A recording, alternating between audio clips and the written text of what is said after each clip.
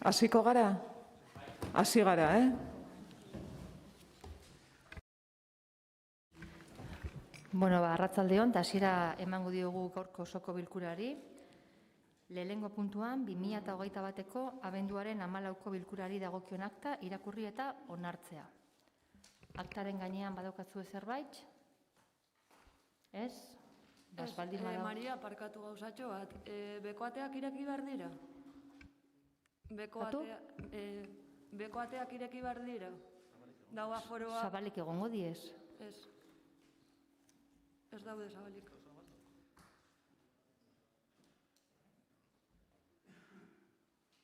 Udaltzaingoak zabaltzeko agindua zeukon.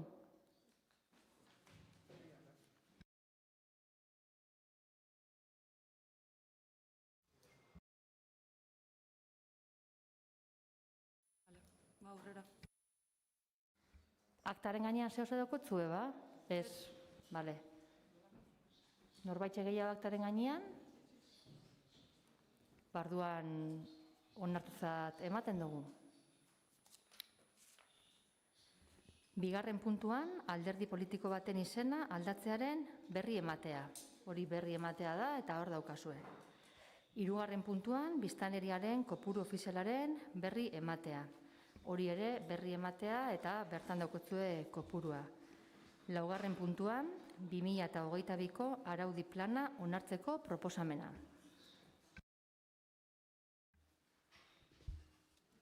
Herri administrazioek urtero araugintza plan bat argitaratuko dute. Bertan, urtean onesteko aurkeztuko diren ordenantza eta erreglamendu ekimenak jasoko dira. Udaleko araugintza plana onartu ondoren, udaleko gardentasun atarian argitaratuko da. Saiekin kontsulta egin da eta horiek proposamenak egin dituzte. Horiek horrela, barne antolaketaren batzordeak honako hau proposatzen du. Lehenengoa, 2022ko araudi plana onartzea. Bigarrena, aipatutako udal plana web orrian erakusgai jartzea. Puntu honetan, interbentzio hori badago? Ez, beraz, onartutzat ematen dugu. Ez, boskaketa eskatzen dugu. Boskatzera pasatuko gara. Puntuaren alde, puntuaren aurka, abstentzioak. 11 baiezko eta 9 abstentzio. Onartutzat ematen da. 6. puntuan, behin betiko ontzat ematea ordenantza arautzaile berria, Arrasateko udalerrian eguzki energia jartzeko sistemak instalatzea arautuko duena.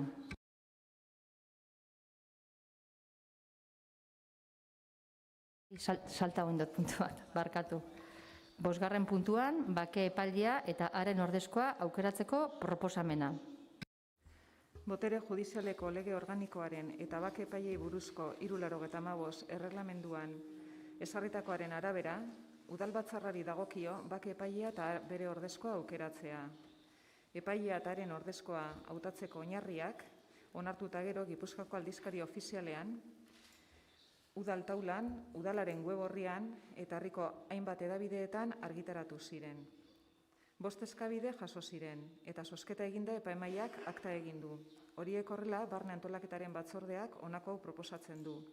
Lelena, izendatzea Josu Zugasti Juaristi, Arrasateko udalerriko bake epaile eta Aitor Isasaren Buruzabala bake epaile ordezkoa. Bigarrena, akordioa bidaltzea barruti judizialeko lehen auzialdiko eta instrukzioko epaileari, ark bidali dezan gobernu aretora. Puntu honetan, interbentzioak badaude? Ez, orduan ontzat ematen dugu. Orain bai, 6. puntuan, behin betiko ontzat ematea ordenantza arautzaile berria, Arrasateko udalerrian eguzki energia jartzeko sistemak instalatzea arautuko duena.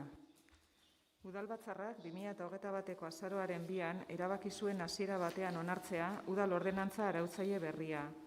Ordenantza horren helburua da batetik, hirigintzaren ikuspegitik eguzki energia biltzeko sistemen kokapena arautzea, instalazio bakoitzaren ezaugarrien arabera udal lizentzia lortzeko jarraituko diren prozedurak ezarriz.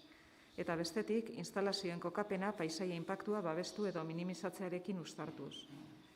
Jendaurreko izapidean alegazio idatzi bat jaso da. Horri erantzuteko udaleko zerbitzu teknikoek txostena egin dute. Horiek horrela, hirigintza ingurumena eta mugikortasunaren batzordeak honako hau proposatzen du. Bat, udal auzoko batzordeak aurkeztu duen alegazio idatziari erantzuna ematea. Bi, behin betiko ontzat ematea udal ordenantza aurretzaile berria Arrasteko udalerrian eguzki energia jartzeko sistemak instalatzea arautuko duena, hasierako testuaren arabera. Hiru, akordioa eta ordenantzaren testu osoa Gipuzkoako aldizkari ofizialean argitaratzea indarrean sartzeko. Bestalde, udalak estatuko administrazioari eta autonomia erkidegoko sail eskudunari igorriko die ordenantzaren hasierako onarpena behin betiko bihurtu dela egiaztatzen duen ziurtagiria. Baita, horien kopiak autotu osoa ere. Puntu honetan, interbentziorik badago? Ez dago? Orduan, onartutzat ematen dugu. 7. puntuan, proposamena behin betiko ontzat emateko Zabalan gaingo, Zabolain, Zaldizko zentro hipoterapeutikoaren hiri antolamenduaren plan bereziaren lehenengo aldaketa puntuala. Tokiko Gobernu Batzarrak 2021ko uztailaren batean erabaki zuen hasiera batean onartzea Zabalain izeneko Zaldi zentro hipoterapeutikoaren plan bereziaren lehen aldaketa zehatzearen agiria. Horren helburu nagusia da Zaldi zentroaren hegoaldetik sarbide berri bat ezartzea. Agiri horri jendaurrean jarri zen eta hartarako emandako aldian ezen aurkeztu ezelako alegazio idatzirik. Euskal Autonomia Erkidegoko lurralde antonamendurako batzordearen Gipuzkoako hirigintza plangintzaren atalak aldeko txostena eman dio. Uraren Euskal Agentziak aldeko txostena eman dio. Enpresak amaierako dokumentua aurkeztu du, zeinetan behar bezala jasotzen baitira hasierako onespenaren erabakian adierazitako zehaztapenak.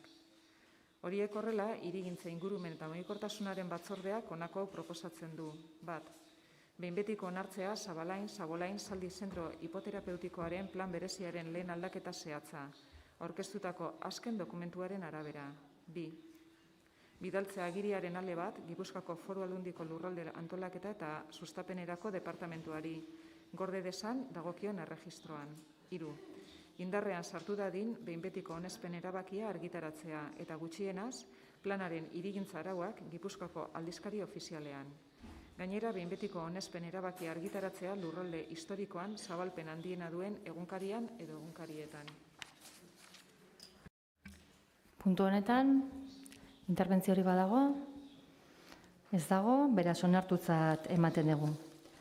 8. puntuan, San Juan etxemultzoaren portxeen jabegoa zehazteko prozeduran erabakia hartzea. Tokiko Gobernu Batzarrak erabaki hau hartu zuen 2021ko urriaren 21. Bat, jendaurreko informazioaren tramite bat irekitzea onartzea, 15 eguneko epean, eta iragarkia argitaratzea Gipuzkoako aldizkari ofizialean eta iragarki hori txertatzea udalaren ediktu taulan eta webgunean. Edozein bizilagunek edo interesdunek bereien defentsan behar beste dokumentazio edo alegazio aurkeztu ahal izan ditzaten. Kalteturik egonez gero, Alfontso Amar Jakintxua plazako ataripeak udalarena ez den titulartasunekotzat aitortzearen ondorioz. Naiz eta plaza mailako erabilera sortasun publiko bat izan. 2. Jakinaraztea Alfontso Amar Jakintxua plazako 1, 3, 4, 5, 6, 7, 8 zenbakietako, Iparragirre plazako 1, 2 zenbakietako eta Garibai etorbideko 8 zenbakiko jabikideen erkidegoei tramite hori ireki dela eta dei egitea aipatutako ondoriotarako. Ez da aurkeztu inolako erreklamazio edo alegazio idatzirik hartarako emandako epean. Udal zerbitzu teknikoek egindako azterlanean jasotakoa aztertuta, ondorioztatu da ez dagoela epaiketa elementu erabakigarririk Alfontso Amar Jakintxuan kokatutako ataripen titulartasun publikoa babesteko. Horiek horrela, hirigintza ingurumen eta mugikortasunaren batzordeak honako hau proposatzen du. Ebazpena ematea ez dela bidezkoa ikerketa espediente irekitzea Alfontso Amar Jakintxua plazaren ataripen titulartasunari buruz. Izan ere, prozeduran egiden jarduketa ikusita ez dago judizio elementu erabakigarririk ataripe horien titulartasun publikoa babesteko. Naiz eta horiek erabilera publikoko sortasun bati lotuta dauden plaza mailan. Puntu honetan, interbentzioak, bai Maider? Bai, atzaldeon danoi. Bai, egia da, guk alde bota bozkatuko dugula gauza bategatik. bere momentuan ondo aztertu izan baldin bazan, bai jabetza registroan eta bai eskrituretan zauen informazioa, ondorio honetara helduko ginake, eta etzen esan gertatu ziren afer guztiak eta auzokideekin gertatutako konflikto guztia. Hasiera batetik oso argi bai gelditzu zelako, hori etzala titulartasun publikoa, etzala udalarena, eta eskriturak irakurtzia besterik etzauen hirigintza departamentuan, jakitzeko honetara ez geukela zehatik heldu, hasieratik zakigulako oso garbi, juridikoki onartezina zela hori publikoa izatea, hori auzoko elementuak ziren, eta gainera udalak horrela intzauen interbentzio eta ekintza guztiak holan egin zituen. Orduenik ez da itzelan, baina sortu zen izugarrizko konfliktua bizilagunen artean gai honen inguruan eta zubiaren afer horretan honetara heltzeko. Horregaitik guk baiezkoa bozkatuko dugu, baina berandu dator eta arazoa eta konflikto bat ekiditzeko aukera izan gauen ona heldu baino lehen hau. Hori besterik ez. Beste interbentziorik, badau? Ez dau? Bozkatzera pasatuko gara. Puntuaren alde.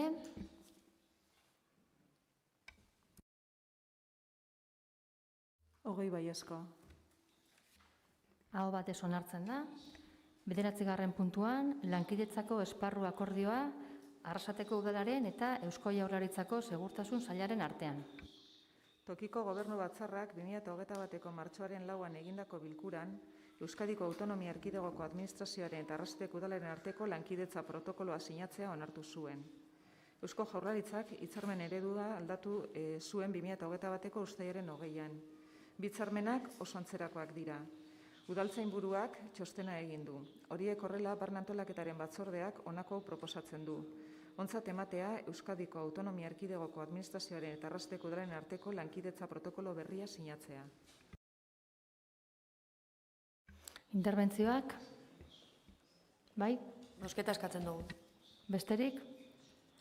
Bozketara pasatuko gara. Puntuaren alde, puntuaren aurka, abstentzioak. Hamaika baiezko eta 9 abstentzio. Onartua gelditzen da.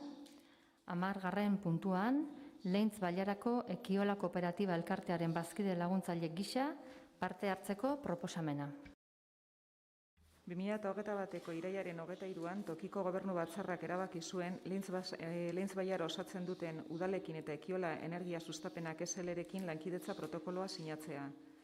Protokolo horretan zehazten dira udalen, Ekiolaren eta Eguzki Parkea eraikitzeko lizentziak eta baimenak kudeatzeko sortuko den irabazi asmorik gabeko kooperatibaren arteko lankidetzaren terminoak. 2021ko irailaren 30an Tokiko Gobernu Batzarrak erabaki zuen Ekiolako bazkide laguntzaile moduan Leintz Bailarako udalen parte hartze kuotak udalerrien biztanleriaren arabera banatzea, eta hori lauren arteko dokumentu adostu batean jasotzea. Horren arabera, Arrasateko udalari legokioke 27.500 euroko ekarpena egitea kooperatibaren alde, fidantza itzulgarri gisara. Orain berriz planteatzen da Arrasateko udalak bazkide laguntzaile gisa parte hartzea Ekiolan interesa duelako mugapen sorkuntza berriztagarriko planten instalazioa sustatzen laguntzeko bazkide sortzaile eta kontsumitzaileen arteko lankidetza eremuan. Horiek horrela, barne antolaketaren batzordeak honako proposatzen du. 1. Ontzat ematea Arrasateko udalak bazkide laguntzaile gisa parte hartzea Leintz Bailarako Ekiola Kooperatiba Elkartean. 2. Ontzat ematea Bailarako Ekiola Kooperatiba Elkartean Arrasateko udala bazkide laguntzaile gisa parte hartzeko sinatu beharreko kontratua. 3. Ahalmena ematea alkate udalburuari edo legez ordezkatzen duen alkateordeari hala badagokio, aipatutako kontratua sinatzeko eta erabakitakoa betetzeko beharrezkoak diren tramiteak edo gestioak egin ditzan. Interbentzioak? Puntu honetan? Bozketa eskatzen dugu. Bozkatzera pasatuko gara. Puntuaren alde, puntuaren aurka, abstentzioak. 11 baiezko eta 9 abstentzio. Onartua gelditzen da. 11. puntuan, alkatearen ebazpenen berri ematea, hor dituzue berri emateak. 12. puntuan, aitameniko langileen hitzarmenaren negoziaketa eta lan gatazkaren inguruko mozioa, ela Euskal Sindikatuak aurkeztutakoa. Aitameniko langileok dagoeneko 3 urte baino gehiago daramagu gure lan baldintzen aldeko hitzarmena enpresarekin adostu nahian, inolako aurrerapausurik gabe. 13 greba egun ere egin ditugu eta gehiago egitekotan gara otsailean, enpresak gure lan baldintzak hobetzen ez baditu. Aitamenik Osakidetzak eskaintzen ez duen zerbitzu bat ematen du osasun mentalaren esparruan Euskal Herrian, Euskaldunon osasun sisteman ezinbestekoa dena. Foru Aldundiekin eta Eusko Jaurlaritzako Osasun Sailarekin itundutako zerbitzua eskaintzen da eta diru publikoarekin finantzatzen da hein handi batean. Bitartean, langileok urteak daramatzagu gure eskubideen alde defentsa. Ez daukagu denborarik behar bezala gure pazienteak zaintzeko, gero eta langile gutxiago gaude. Ez dira behar bezala betetzen postuak eta gero eta lan karga fisiko eta emozional handiagoa dugu. Pandemiak berak ere, egoera areagotu, are gehiago larriagotu du, eta ez zaio egoerari inolako erantzunik ematen. Eraso fisiko asko ere jasatzen ditugu gure lanpostuetan. Pazienteek behar bereziak dituzte eta lan osasunari dagozkion neurriak falta dira. Halaber, behin-behinekotasun handia dago aitamenin eta sekulako langile rotazioa dago. Ezinbestekoa da langileek egonkortasuna izatea, gure pazienteek hala behar dutelako. Enpresaren errezeta garbia da. Gastuak murriztu, prekarietatea areagotuz. Bizitzak jarri behar dira erdigunean eta ez interes pribatuak. Aitamenik sekulako egoera finantzieroa dauka, irabaziak ia urtero eta solbentzia nahikoa langileon beharrizanei erantzuteko. Osasunaren kontura negozioa egiten ari dira eta hau ezin dugu onartu. Langileok Eusko Jaurlaritzako Osasun Sailarekin ere bilera eskatu dugu, baina ez dugu erantzunik jaso. Hau guztia esan da, honakoa eskatu nahi diegu Arrasteko udal gobernu eta alderdi politiko guztiei. Bat, Aitameni ospitaleko eta Aitameni osatzen duten zentro guztietako langileen lan gatazkak eskuar dezan. Herri honetako eta eskualdeko ezinbesteko osasun zerbitzu bat eskaintzen baita. Bi, langileen aldarrikapenei babesa ematea eta beharrezko mekanismoak martxan jartzea langileen lan baldintzak hobetu eta Aitameniko pazienteen ongizatea bermatu ahal izateko.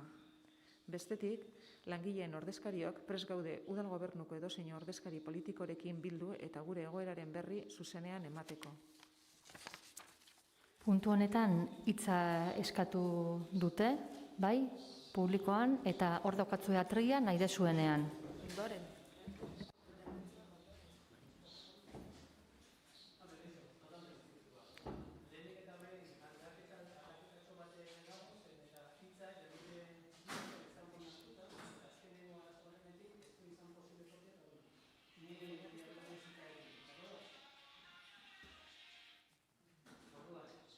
Ez da entzuten mikrofonoa igual itzalita dagoelako. Hori da.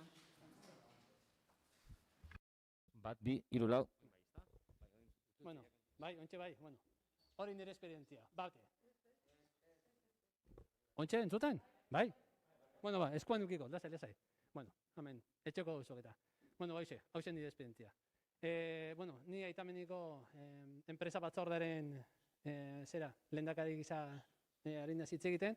Eta, bueno, pixkat, zuan hori komentatzeko, ari gazenan mozio hontan esaten. Hau da, daramatzagula jada 4 urte, eta txarrena ez da 4 urtetan bizi izan dugun gatazka bizik. Eta ikusten ari garen, ospitalen, txarteko alako deribantzeakua. Ze gertatzen da, guretako oso penagarrisa da, jakinja, zeran Aitameni erakunde pribatu izanik zenolako diru publiko mordua sartzen den Aitamenira zen eta guk emuten dugun arreta psikologiko eta psikiatrikoa Osakidetza bertan ez dauko. Eta ezin dugun onartu da ikustia zeren eta dirua ez da murrizten bezik eta areagotzen ari dela eta sin embargo guk emuten dugun arreta eta kalitate hori berutza doia eta ez dau posibilitateek, porque alako etxeko enpresa buruzagi dauko ezin duguna momentu batea, akordi batea heldu. Gainera guk ari garena eskatzen do erramenta batzuk nun bermatzeko gure lanpostuen kalitatea edo, bai? Ze gertatzen da? Gu bizitzen ari garena, askotik eta ja pandemia aurretik baita bizitzen ari garena, hau da, pertsonal falta eza, azkenean, esenplu gisa, enfermera baite, ez ditugu eta eruen artian baitxe kurri izatia, askotan eta askotan jendia falta eta ez da urgentia jartzen, eta danoakin lanin bihar, eta azkenean, pandemia honekin gainera, dana areagotu inja, eta azkenean beti esaten duna, oso politia gerete zara, atzaldeko 8 danok urtetia txaloka, eta ikusteko zelako garrantzitsua ginen, eta oin esaterakoan ze arraio gertatzen ari den, eta sobretodo jakina, hori esaten duguna, aitameni ez da la entitate pribatu bat, diru pribatuarekin finantzatzen dena, baizik eta kriston dirutza publikua sartzen dena. Eta guretako hori onartezina da. Horregatik eskatzen dizuegu behitxabe zuen babesa, eta esaten dugunien mozioan arabera, prest gaude, danokin elkartzeko eta pixkat sakonki lantzeko edo, ez dako arazori. Dakuardo? Eskerrik asko. Eskerrik asko. Beste norbaitek hitza nahi du? Bai, Maider? Bai, eskerrik asko etortziagatik, eta Arrasateko EH Bilduk mozio honen alde egingo du. Ezagutzen dugu aldez aurretik bare bat bider elkartuta egon garelako zein dan langileriaren arazoa, eta elak aurkeztu duen mozio horren alde egingo dugu. Azken finean, herritarra garen enean eta gero politikagintzan edo udalgintzan gauzen enean, badakigu makina bat Arrasatearrek egiten dutela bertan lan, badakigu orain dela 3 urteko borrokan zabiltzatela dauzkazuen lan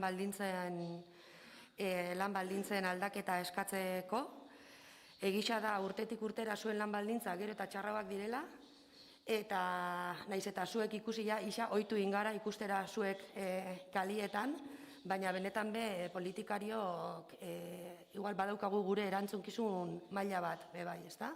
Askotan hitz egiten da hemen lan duina, ze garrantzitsua dan lan baldintza onak ematea langileriari, baina gero hori hitzetatik praktikara ere eraman behar da.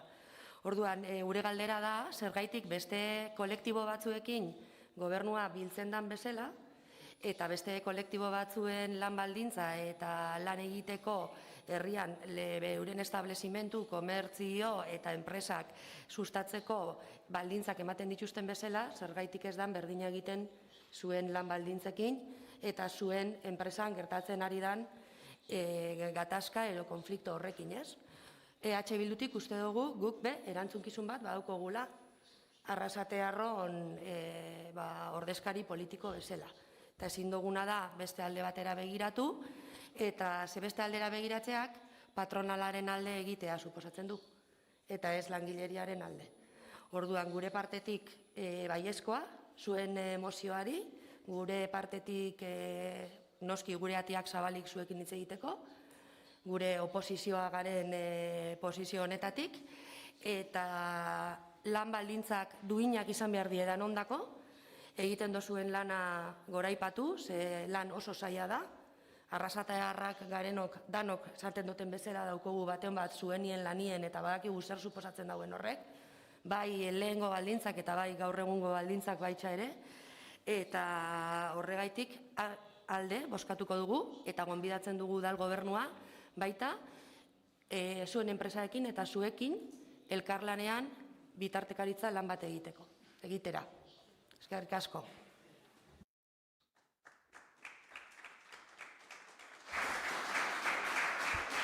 Beste interbentziorik? Bai, Joana? Bai, holan, atzaldeon guztioi eta eskerrik asko etortzearren.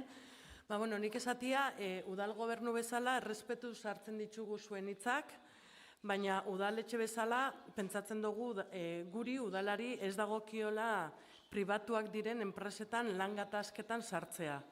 Gai pribatua da eta guri udaletxe bezala ez dagokigu hemen sartzea.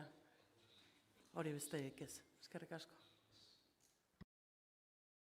Beste interbentziorik, Eba? Bai, gure babes osoa adieraztea aitamenin borrokan dauden langilei hitzarmenduin bat lortzeko. Langileen lan baldintza duinak ez dira negoziatu behar eta batez ere sektore feminizatuetan. Beti egongo gara langileen ondoan eta horregatik mozio hau babestuko dugu. Eta eskerrak ematea borrokan dauden langile guztiei eta ELA sindikatuari ere arlo honetan egin duzuen lanagatik eta resistentziagatik. Mila esker.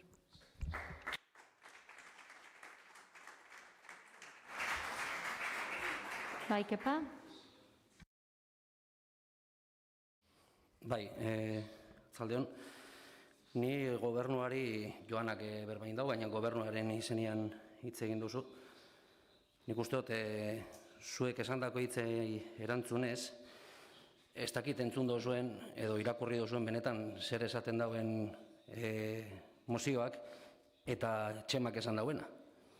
Nik uste bastante argi utzi dauela, naiz eta enpresa pribatu, zuek esaten duzuen moduan pribatu izan, diru publiko sarrera izugarria daukala.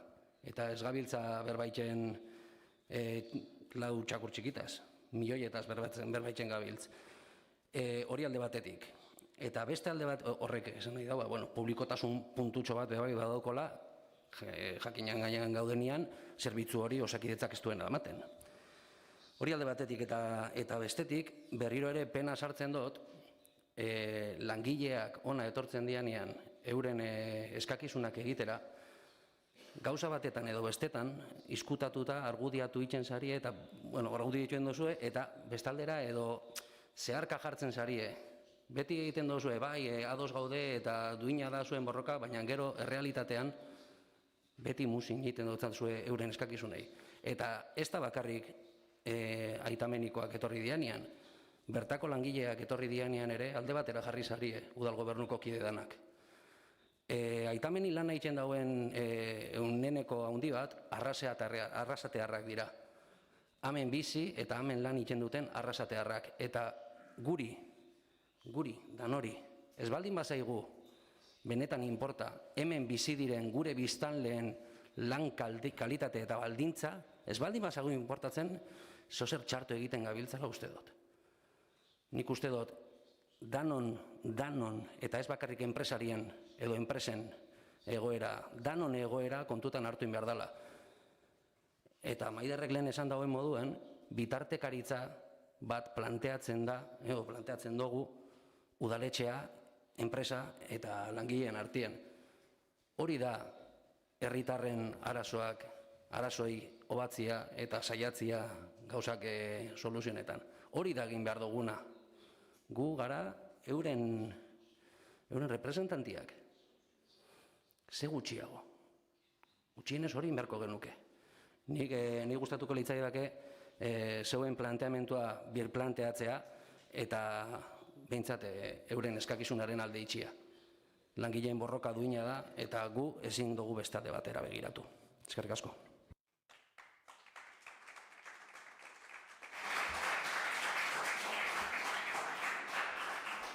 Beste interbentziorik, espaldin badau bozketara pasatuko gara.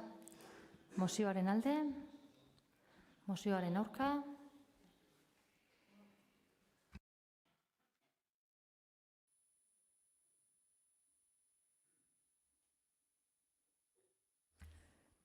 Hamaika ezezko eta 9 baiezko. Beraz ez da onartzen. 13. puntuan galde eskeak. Galde eskeen txanda da, galde eskeak baldin badaude, orain da momentua. Bai, galde eskeak baldin badituzue publikotik, mesedez, gerturatu zaitezte atrilera.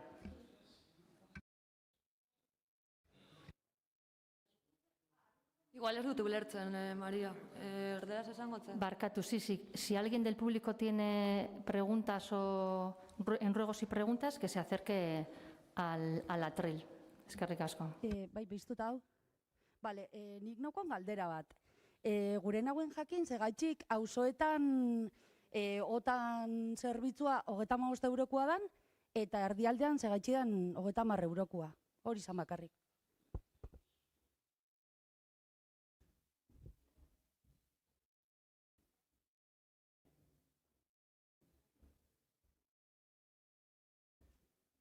Hola, Chaldeón, buenas tardes.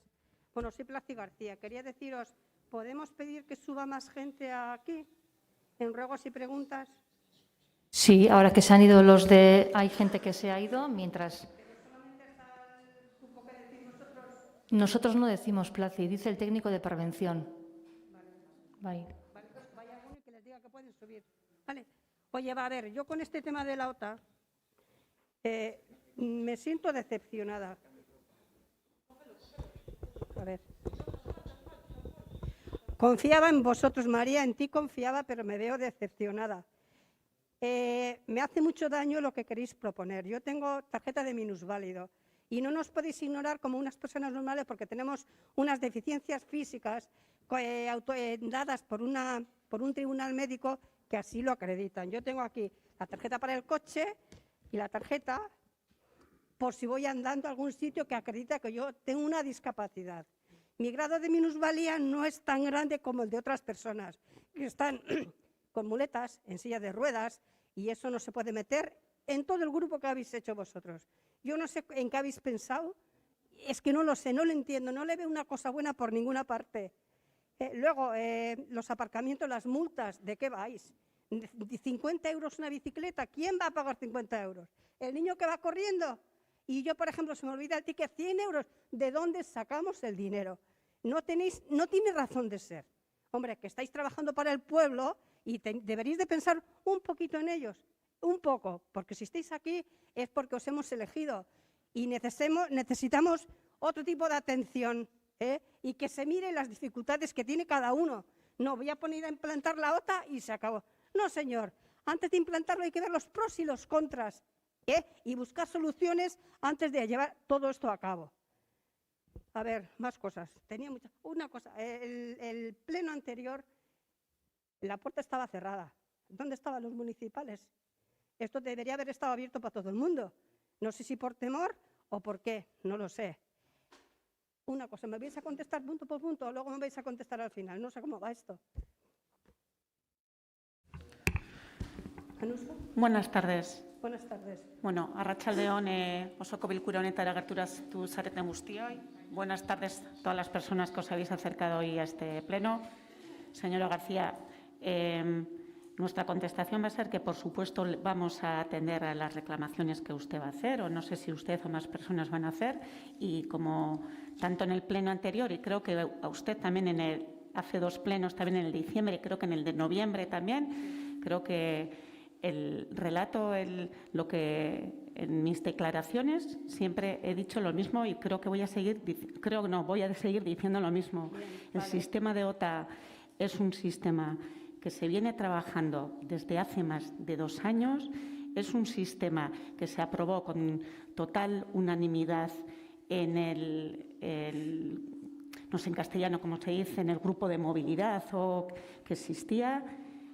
Es un proceso en el que ha participado muchísima gente, donde se han hecho proceso participativo, donde todo este proceso ha estado en este pleno en varias ocasiones en diferentes dictámenes y quiero decir con esto que ha habido muchísimo recorrido hasta tener la OTA que tenemos hoy en día. Y le vuelvo a decir, señora García, ¿esta OTA es perfecta? No. Esta OTA está viva. Esta OTA comenzó el día, creo que 4 de diciembre. Hemos tenido 2 meses que sí ha habido OTA, porque oigo por ahí en la calle, no ha habido OTA, no. OTA ha habido. Lo que ocurre porque en la OTA había que respetar los horarios, los espacios e incluso se solicitaba que se pusiera el ticket correspondiente. Lo que ocurre que habíamos dejado 2 meses de aprendizaje porque todos necesitamos adecuarnos a este nuevo sistema.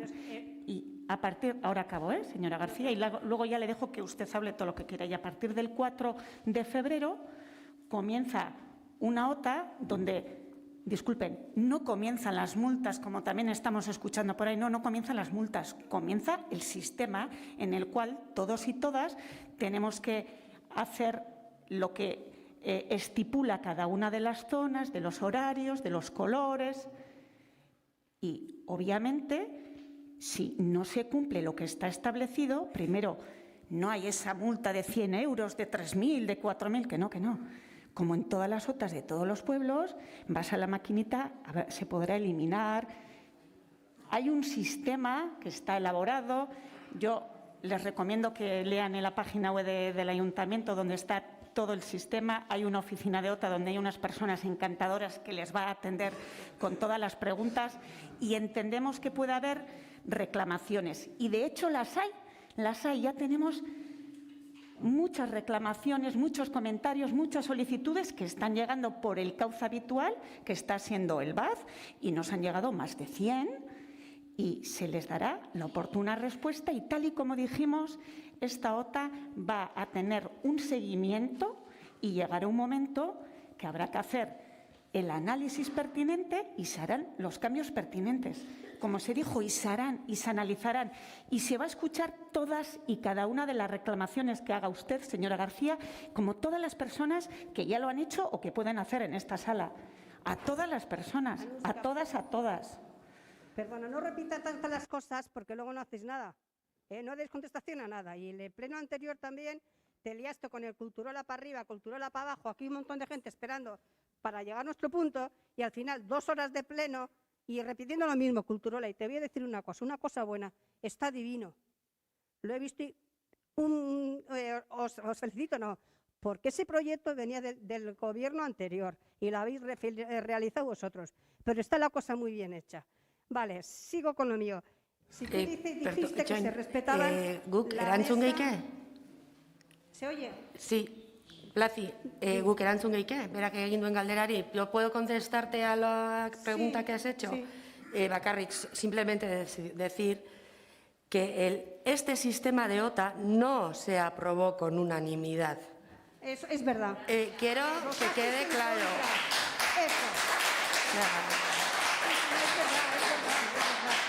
Porque se está intentando tergiversar y meter a todos en el mismo saco y este sistema de OTA no se aprobó con unanimidad. EH Bilduk OTA sistema honi eseskoa eman zion. Eta ebak ere bai, bere posiziotik. Eta hori herriak jakin behar du. Orduan, gauza bada, euren argumentazioa errespetagarria da. Baina ez esan gezurrak. Zaitik OTA sistema, joanak tetara eta etorri plenora. Guk OTari, OTA sistema honi, OTA sistema hau ez genuen onartu. Eta izen zintzuak eta esan egia. Eta beste gauza bat. Ez nahaztu herritarra. Ez nahaztu herritarra. Anuska, otra cosa te digo. Tú en el pleno anterior también comentaste que habías formado una mesa negociadora o participativa y la mesa era 25 personas. Pues yo quiero ahora una respuesta. Si con esas 25 personas que tú dijiste que tenías que respetar, porque había sido la opinión de esas personas, ¿qué merecemos nosotras con las 3.782 firmas recogidas? Quiero una contestación y que me des una fecha. ¿Qué es lo que pensáis hacer con nuestra petición? Porque cuatriplicamos la mesa que vosotros elegisteis. Te quiero respuesta, no lo miraremos porque luego no aparecéis. Y me siento decepcionada, me duele un montón.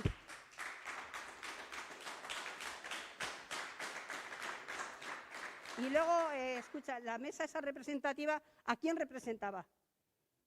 ¿Me han representado a mí? ¿La ha representado a los autónomos? ¿A quién ha representado? Si no han representado a nadie, ¿no? Antes de hacer las cosas, hay que mirar los pros y los contras. Que estáis trabajando para el pueblo, sea el que sea, pero joder, que ya está bien. Otra cosa. Las chartelas de 10 euros a 35 y 75, ¿de dónde sacamos el dinero? Yo soy una persona que me voy a negar, no lo voy a pagar, porque me parece un abuso de poder y un abuso de autoridad. Y estoy dispuesta a ir al estamento superior a lo vuestro para corregir esto, porque esto yo creo que yo de política no entiendo, pero en todos los sitios hay unas normas de funcionamiento. Esto puedo hacer, esto no puedo hacer. ¿Y aquí qué pasa? Que 35, 75 y el tercer coche desaparece por arte de magia. Solucionar el problema de aparcamiento, que es donde está el tema, y no lo cogéis.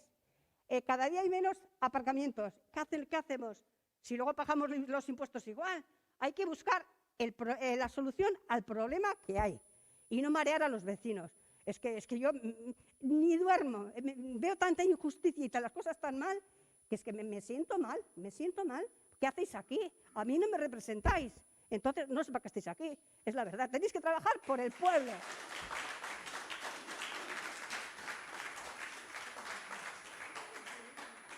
Bueno, pedimos una moratoria, pedimos en su día, y un referéndum con todo el pueblo. que eso se puede. Quiero que me deis fecha para las cosas estas, porque luego lo miramos. María, a ti también voy, que estoy esperando que vayáis por la calle. ¿Dónde estaba el de urbanismo? Para ver cómo está la calle aquella todavía, que nadie pasa por allá, María, ojalá, que ya está bien, que aquí cada uno tiene que cumplir su trabajo, como cumplimos los demás en la fábrica. El que no responde, pues fuera. Hombre.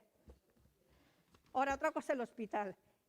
Exijo la eliminación de la OTA completa en el hospital. Eso es una necesidad que todos tenemos obligación de ir cuando nos toca. Es un hospital comarcal. No se puede estar en las condiciones que está. Habéis hecho un parking ahí provisional que está todo lleno de agua, de pozos de agua. Vas con una persona mayor, con silla de ruedas, ¿cómo la sacas del coche? A uno mismo, con agua hasta la rodilla. Joder. Esas cosas hay que mirarlas cuando se hacen. Hay que estar un poco encima de lo que se hace. Que no pongo esto y se acabó. A ver, ¿qué más? Con las normas de... Perdonadme, ahora es mi tiempo. Con los minusválidos pagan en zona azul. La Unión Europea en el año 98 recomendó a sus Estados miembros la creación de una tarjeta de aparcamiento para ser entregada a personas con movilidad reducida, que la tenemos aquí, que nos la ha dado un tribunal médico. O el conductor que utilice su vehículo para que tenga derecho si el que es la persona no puede manejarlo. Desde el 2014 se estableció un marco general donde se hacen especificaciones acerca de los requisitos que debe cumplir una persona para recoger la tarjeta de minusválido. Esta se da por el ayuntamiento, pero en algunos lugares de España, esto es igual para España que para toda la Unión Europea. Entre los requisitos comunes para solicitar esta tarjeta se encuentra que la persona con movilidad reducida deba tener un certificado de minusvalía para recibir la misma, y en algunos municipios, además, hace entrega de un distintivo en el cual identificará su vehículo. En cuanto al pago, queda relegada a cada ayuntamiento la decisión si deben pagar tarifa o no. Sin embargo, en la mayoría de las ciudades quedó establecida que las personas con movilidad reducida o los minusválidos no pagan aparcamiento ni en zonas azules ni en ninguna otra zona, si fuese el caso. ¿Qué estamos haciendo aquí? Si no nos podemos comparar con una persona porque tenemos la capacidad física reducidas.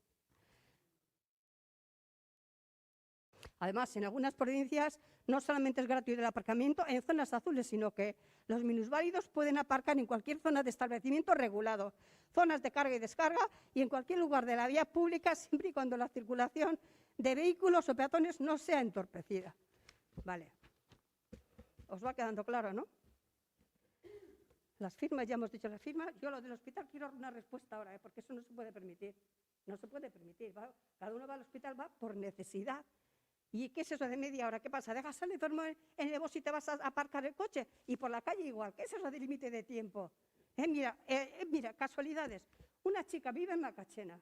La niña en la Mesancha en San Josepe. Ella trabaja en la calle. ¿Qué hace la pobre? Viene andando hasta San Josepe. ¿Cuánto tiempo necesita? Deja a la niña y te quedas a trabajar. A mediodía igual. Eso no se puede permitir. Poner los medios necesarios para que la vida de la gente sea mucho más cómoda. A ver. Otra, plaza del mercado. Las caseras que vienen a trabajar, ¿qué pasa? ¿Con media hora? ¿Qué hacen con sus cosas? ¿Con la cesta, con los puerros? Eso no puede ser. Tenéis que fomentar el trabajo y dar comodidades a toda la gente, que no se está dando. En la de mi barrio, en Uribe, la señora la baja el marido a las 5 de la mañana porque no tiene dónde aparcar el coche. Joder, que ya está bien, que no se puede permitir esto. Y hay luego otra cosa, domiciliar el vehículo en Arrasate, viviendo en otro pueblo, eso es legal, para poder conseguir una OTA. Es que no sé dónde os habéis metido ni de dónde sacáis las reglas, porque vamos, si yo vivo en Arabayona no tengo por qué empadronar el Mondragón, si trabajo aquí. Facilidades a la gente que viene a trabajar aquí, que tengan su horario de trabajo, que tengan un aparcamiento gratis, por donde les sale a una persona que viene todos los días a trabajar. ¿Cuánto le supone el aparcamiento todos los días? ¿Ya habéis pensado? Que esto no se puede admitir de ninguna manera. Yo desde luego, yo quiero que parís todo esto, y pedís un referéndum y miréis todo lo que estamos diciendo, los pros y los contras y soluciones antes de implantarlo. No creo que se me olvide nada más. Bueno, lo de los minusválidos ya sé, que no os podéis, me parece, ¿cómo es? Ilegal tratarnos como una persona normal cuando no lo somos. A mí no se me ve mucho, porque yo tengo insuficiencia respiratoria. Y si no voy más lento, voy más deprisa, voy más lenta. Pero la que está con muletas, con silla de ruedas, va a ir a la máquina a sacar el ticket, vente para aquí. Es que os habéis vuelto locos. Es que no hay por recaudar dinero que no podemos permitir. Buscar el dinero de otro lado. Que para eso estáis ahí, para pensar un poquito y de qué manera se puede.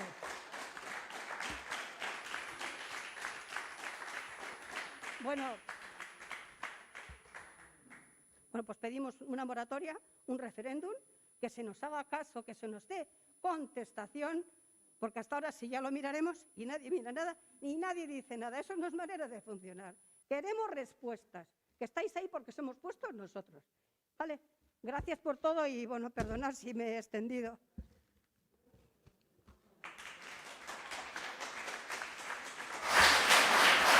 Eskerrik asko, Plazi. Bai, gerturatu mesedez.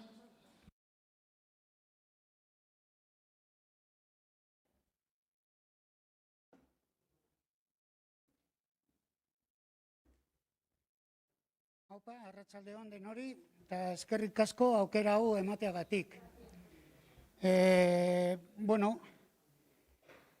Garbi dago hemen Arrasaten automobila aparkatzeko ez dela erraza. Horrekin ez dut ezer deskubrir aurkitu, baina hala eta guztiz ere nik uste dut tau sistema ezarri duzuena beste eragozpen batzuk sortzen dituela. Gero, bai, nik onartzen dut onartu duzuela, baina dena onartzen duguna ez da izan behar, ona izan behar dela, bai? Batzutan, gauza batzuk gaizki egiten ditugu, onartu behar dugu, atzera joan, eta jazta. Eta nik zorionez, ezagutu ditut, nola da, gauza batzuk ez, legeak eta ordenantzak eta bar. Orduan, azteko nik hasieran egon nintzen gai honetan eztabaidatzeko, ekarpenak egiteko. Baina, klaro, gero ikusi nituen norabidea edo egitasmoa aldatu zela, orduan, nolabait neurri batean ihes egin nuen eta ez nuen gehiago parte hartu, bai? Zergatik, batez ere ekologia aldetik. Nik uste dut Arrasaten aparkatzeko arazoa ez da konpontzen automobilen mugikortasunarekin. Zergatik, azkenean erregai fosil konsumo handiago dagoelako eta kutsadura gehiago sortzen dugulako. Eta aldi berean, onartu behar dugu jarrera honekin klima larrialdiari aurre egiteko, nire iritziz ez da estrategia honena. Bi, sistema honen oinarria da herritarrok automobila aparkatu ahal izateko 3 aldiz zergak ordaindu behar ditugula. Zirkulazioaren zerga. Bakoitzaren zonaldean aparkatzeko tarjeta erostean eta gero herritar batek beste auzo batera joaten bada erosketak astunak egitera eta kotxe hori aparkatzeko berriro ordaindu behar du aukera hori bere kotxea aparkatzeko 3 aldiz. Nik uste dut, nire iritziz, hori pasada bada. Gero, autonomoen egoera. Nik uste dut salatzeko dela, ezin dugu oztopo gehiago ipini, haien edo gaztelaniaz esaten den bezala, no se pueden poner tantos palos a las ruedas, sobre todo de la gente trabajadora, ¿no? Luego, horrezegatik, hauen lana egiteko, edo nola egiten duten haien lana. Auzoz auzo, kalez kale, ibiltzen dira para ganarse el pan, ez? Lana egiteko, soldata irabazteko. Orduan, horretarako haien tresnak eraman behar dituzte, eta ez da hori bakarri, baizik eta egun batean, zenbat aldiz, mugitu behar dituzte haien automobilak, aste batean, urte batean, nik uste dut, sistema hau diru bilketarako sistema bada. Hori da helburua, nire iritziz. Nahi gabe edo nahita. Baina azkenean, lortzen dena edo sortzen dena, nire iritziz hori da. Diru bilketarako. Gero, hau guztia esan eta gero, Piterrek esaten du, tau sistema honi ez. Horrezegatik, nik plazik esan duena, bere hitza eskaera hartzen dut. Moratoria bat eskatuko nuke, eta nik berriro zerotik beste tau sistema egingo nuke edo saiatuko nuke. Azkenean, hau ez da normala. Herri honetan, 3.700 sinadurak horrela, kanpainari gabe eta voluntateaz hori lortzea, ez da erraza. Orduan nik uste dut, zuen aldetik zerbait ipini behar duzu, hau aldatzeko. Ez da normala, ez da ona gainera.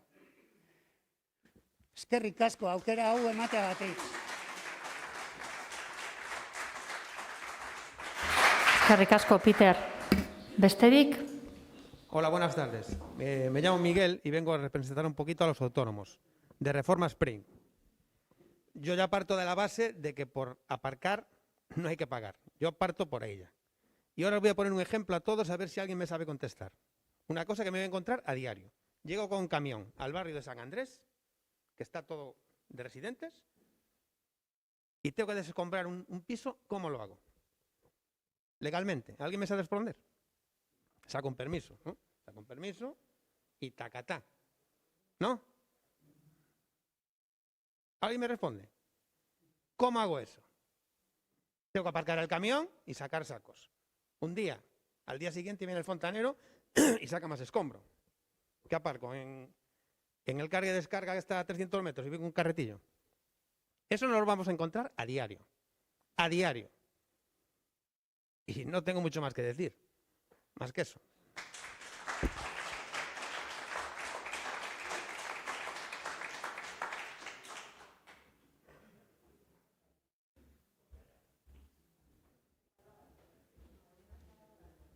Hola.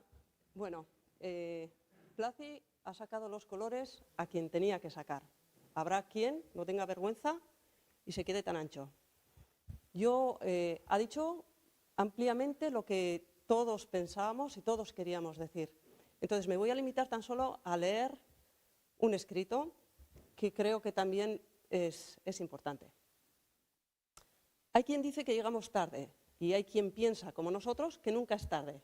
Y más cuando tenemos conocimiento de la negociación entre la empresa Aztiker y los 25 vecinos que no dudamos de la mejor de sus intenciones. ¿Han estado representados todos los colectivos en la imagen de esos 25 vecinos? ¿Se han tenido en cuenta las necesidades físicas, movilidad reducida, económicas, familias con pocos recursos, laborales, todos los que venimos a trabajar, con lo que ello supone de gasto añadido? Decís que no es recaudatorio y sí deficitario. Sin embargo, la adjudicación ha sido millonaria, dinero público, y luego nos habláis de multas, con lo que parece que queréis compensar. ¿Qué intención hay más allá que el recaudatorio? Porque a reducción de emisiones y la lucha contra el cambio climático no cuela. Porque si así fuera, buscaríais soluciones efectivas. Y estas son meramente recaudatorias. Decís que queréis impulsar el transporte público y, sin embargo, no se os ocurre pactar precios con las empresas de transportes. Es más, deberían ser gratuitos. Y así es como se incentiva a los usuarios, pero claro, eso va en contra de los intereses mercantiles. Por y para el pueblo. y la decencia debería ser la premisa en cualquier servidor público. Y si instauras un sistema de cobro por aparcar, la presión para abandonar el privilegio de aparcamiento gratis en el parking no debería haberse producido, pero además los hay que, en coalición y habiendo aprobado este sistema de sangrado ciudadano, tiene la poca vergüenza de seguir disfrutando de ese privilegio. ¡Qué vergüenza! La representación de 25 personas pesa más que las 3.784 firmas presentadas y dándole entrada en el BAD. Dijisteis que se hicieran propuestas en el BAD y que se harían cambios. Permitidnos que lo dudemos, no os creemos. No os ha interesado escuchar a nadie, no sea que os dijeran lo que no queríais oír. Una participación ciudadana real hubiera sido democrática. Frase lapidaria donde las haya en este proceso. Digáis lo que digáis, lo vamos a poner. El paripé que habéis montado es un ejercicio de asquerosa hegemonía. Empezáis la casa por el tejado y así nos va. Con todos mis respetos, no tenéis vergüenza.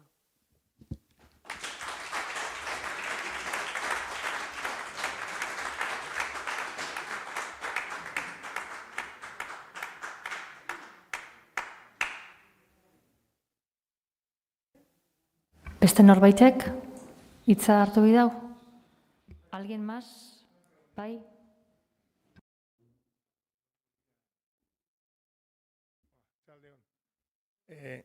Entzuten da?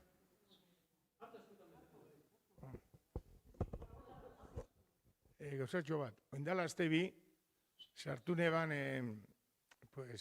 garajian, en el becu, el subterráneo.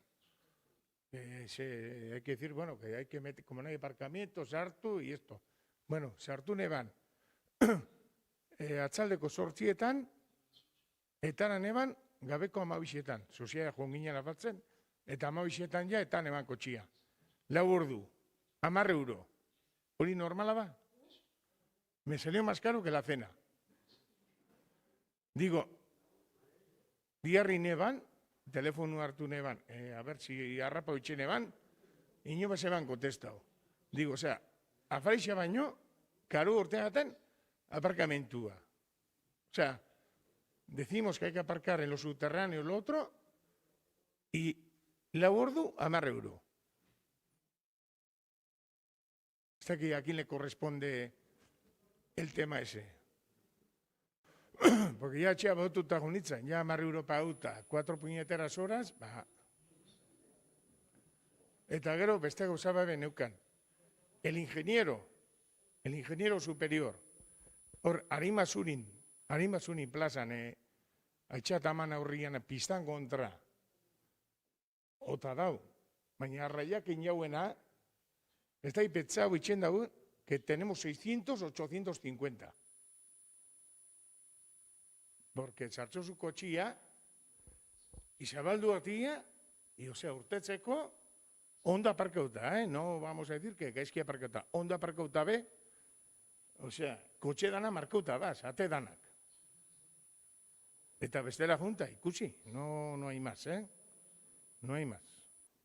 Porque han aparketako, ya bi urre metotzu, gero, ati haber zelan ikusiko zun. Sin más, eskerrik asko.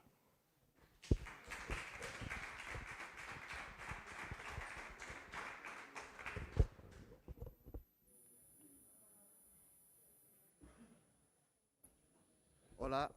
Bueno, ya que me he puesto, ya quería comentar una cosa. Yo como autónomo, y representando un poquito a la gente que se dedica a ello, cuando vamos a las casas, la gente que nos dedicamos a ir de casas, al final normalmente vamos a 5, 6 o 7 casas al día. Si yo tengo que ir a una casa, tengo que aparcar, tengo que pagar, y a la vez, a la hora y media, tengo que quitar el coche, lo tengo que llevar a una zona diferente y tengo que volver y se me olvida un destornillador, ¿a quién le cobro eso? O sea, no tiene su lógica que la gente que somos autónomos tengamos o sea, deberíamos de poder aparcar como queramos en ese aspecto, porque nosotros al final somos trabajadores. Entonces, es un poco el ver, el que se vea todo esto y demás. Se me ha ido la olla más ahora, perdón, porque tenía otra cosa en mente, pero...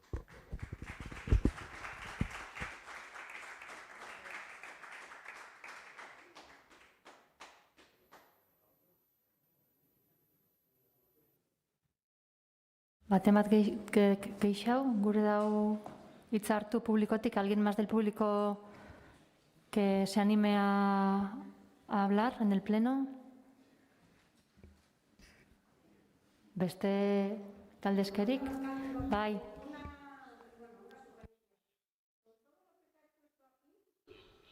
No vais a decir nada, lo que os parece, lo que queréis hacer. Nos vamos con una mano atrás y otra adelante, no sé, digo yo, que no sé. O dar la opinión, o yo qué sé, o me parece bien, o esto es así, o esto de otra manera, porque al final nadie dice nada. No, yo creo que lo deberías decir, y como responsable, como alcaldesa, oye, pues sí. Si no, no queda grabado. Perdonad otra vez.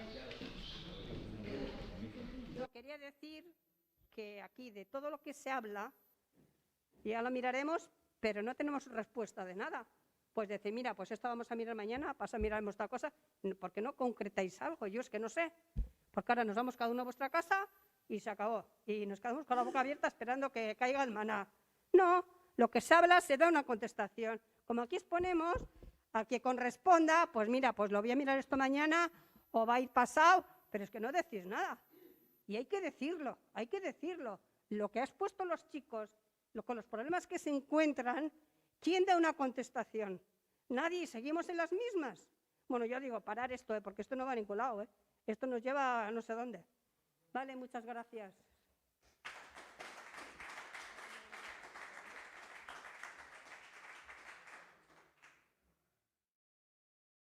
Beste galdezkerarik, badau, bai eba? Bai, nik hitza hartu nahi dut, baina lehengo galdetu nahi dut, aber gobernuak herritarrei erantzun bat eman behar dien edo ez.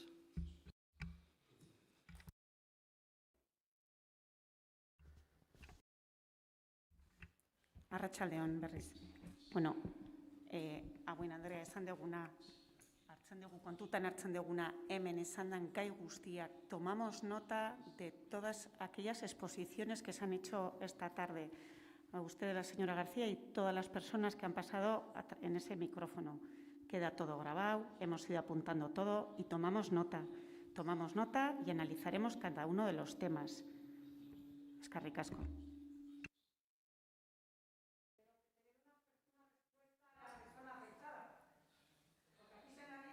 No nos enteramos de lo que se ha analizado. Bai eba? Bueno, eta parte hartze prozesuarekin agerian geratu da gobernuaren parte hartze eredua zein dan, ez? Hogeita bost pertsona hauek proposamenak egin zituzten, baina dokumentazioa irakurtzen badugu, ikusi dezakegu gobernuak ez duela herritarren proposamen hauek aintzat hartu eta ordenantza egiteko. Esan nahi nauen ere anuskari aktak hor daudela eta TAO eredu hau gobernuaren bozkekin aurrera atera dela, oposizioak EH Bildu eta Elkarrekin Arrasate aurka bozkatu genuen. Eta bueno, akta hor daude. Eta bukatzeko galdetzea, noiz errebisatuko duzu eta ordenantza, esaten duzu proposamenak jasotzen dituzuela, apuntatzen zaudetela, baina ez duzuena esaten da berrikusketa hau urte batean aurreikusita dagoela. Comentaba que el gobierno dice que recoge las propuestas de la ciudadanía, el pleno anterior también comentaron lo mismo, lo que no dice es que la revisión está prevista para dentro de un año. Esan gezurrik herritarrei, no digáis mentiras a la ciudadanía, eta nire galdera da, noiz entzun behar diozue herriari.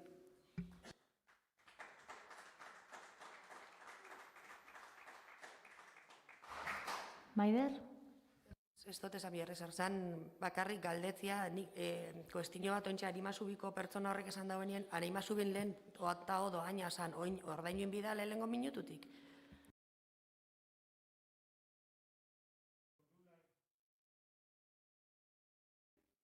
Erantzutiagatik. Parkatu, baina ontsa sortu gat esan dute, nek izen iguala itorre jakingo dau, baina ordainuen bida oin. Besta lehengo sistema berdinari mazubin?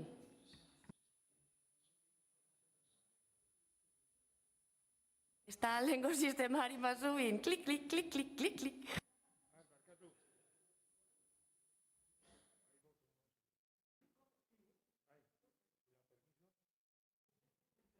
Bai, guztixa, noski. Gauzatxo bat, lehen harima zurin, oinarte, ordaindu barik, izenda ordu bat erdi. Ordu terdi. Eta oin juten basa, ordun barik, ordaindu barik, ordu lain. Eskerrik asko erantzuteagatik.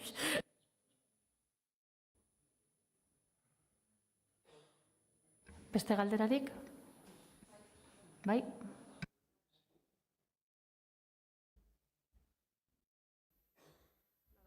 Solamente decir algo que me llamó en su día mucho la atención y creo que es muy pertinente ahora. Una vez me dijeron, cuando no sepas contestar una pregunta, simplemente di, muy interesante la pregunta, la estudiaré. Solamente eso.